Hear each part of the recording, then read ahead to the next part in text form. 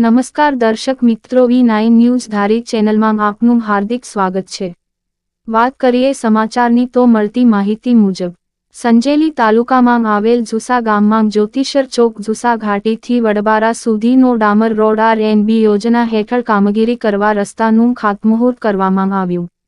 પ્રાપ્ત માહિતી અનુસાર આજરોજ તારીખ 17/9/2024ને મંગળવારના રોજ જ્યોતિષર ચોક ઝુસા ઘાટીથી વડબારા સુધી નાંગ ડામર રોડનું ખાતમુહૂર્ત ઝુસા ગ્રામ પંચાયત નાંગ સરપંચ માનસિંહભાઈ કાનજીભાઈ રાવતના વરદહસ્તે કરવામાં આવ્યું હતું, જેમાં ડેપ્યુટી સરપંચ શ્રી ગુલાબભાઈ, પંચાયત નાંગ સભ્યો, યુવાનો, વડીલો, આગેવાનો તેમજ જનપ્રતિનિધિઓ ઉપસ્થિત રહ્યા હતા। આ રોડની કામગીરીના નાણાં RNB યોજના હેઠળ ફાળવવામાં આવેલ છે।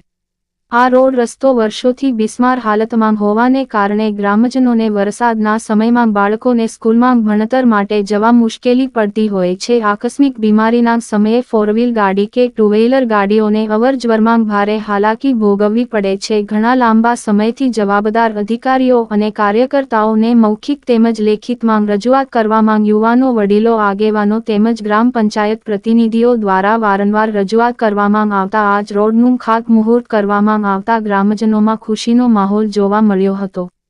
રિપોર્ટર વિજય ચરપોટ, સંજેલી।